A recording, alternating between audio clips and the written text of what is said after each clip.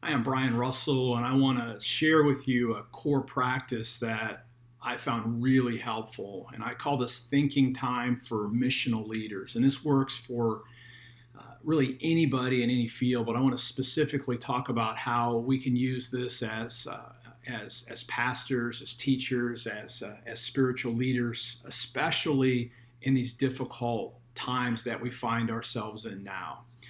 This is a form of a contemplative practice. This is very similar to what would have been known as the prayer of Examen, but this is my personal journaling practice that I have found to be so formative. I've been doing this now for almost 10 years in this form, and it's been life changing. It's not going to change your life overnight, but this is a tool that you can use to put yourself in a position where you can be present, open to the Spirit's leading, and slowly see substantive changes in your own life, which is a critical piece. Because one of the questions we always want to ask ourselves is, what kind of person do I need to become to be God's feet, God's hands, God's mouthpieces, God's ambassador of abundance, right? So here's basically the practice. It'll take you like less than 5 minutes a day, but again, it can be life-changing over time.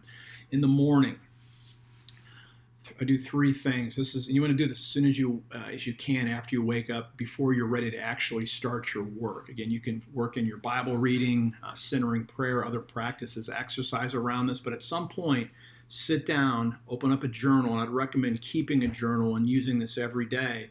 And start off with, what am I grateful for? Nothing primes you more to be present and for a day of ministry than priming yourself with gratitude. And you want to be as specific as possible. I always write down 5 things. Again, over a course of years, it gets difficult to come up with unique things, and so you can repeat, but make sure when you're writing them down that you feel the gratitude in your heart, because when you're grateful, that opens you up for the abundance of the new day. But then I take a second step, and this is where a lot of the transformation takes place. I do a deep dive on the inside, and I really ask myself, what's bothering me today? And I'm paying attention. Do I have pains in my body? Do I feel anxious? Do I have weird feelings? Are there obstacles that I know are coming in the day? What's worrying me? And I write it all down. And you want to be as specific as you can. You want to get out whatever you think is bothering you. And sometimes when what you think is bothering you is just the surface, you'll discover something deeper. So you're kind of doing like a personal, allowing God to kind of clean you out by doing this step. Again, you've primed with gratitude, and then you ponder what are your obstacles, what's bothering you. And then, what do you need to do today to make it a great day, right? Who is my mission? This gets you back on the focus. What are some actions that you can take to deal with the things that are actually bothering you, or the obstacles that you recognize? So make a list. You're not looking just for a to-do list. You're looking for a couple of objectives every day that if you were able to target your time towards that, it would be a really good day. Again, this doesn't always just have to be work, work, work. This can be family things. This can be even more devotional time. But what must I accomplish today to make it a great day?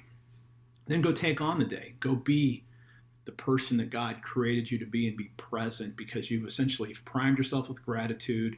You've recognized pieces on the inside or external pressures that you're facing, and you've released those now to God, and you have a plan, right? So now go take on the day. But then at the end of the day, this is vitally important too, is you want to give yourself a sense of accomplishment and essentially gratitude at the end of the day. And so I would really encourage you at night, pick up the journal again. This takes 30 seconds to a minute. Write down 3 things that went really well. Strategic coach Dan Sullivan calls this the 3 wins. But again, look, as spiritual leaders, look and see, where was God working? Where did I sense the presence of God? What went really well? What were some lessons that I had?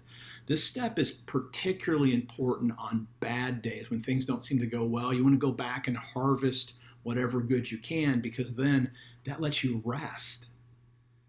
On good days, it's easy, but on those bad days, harvest the good and allow your mind and yourself to just kind of rest, because now it's going to be time to go to sleep and recharge for the next day, right? And then make yourself a little list. What do I need to take on tomorrow? And by releasing the day and already kind of pre-planning, you then can do what you really do need to do. You need to rest, because we know as spiritual leaders, God's got everything under control. Think about all the Psalms that talk about sleep. I can sleep because God doesn't sleep.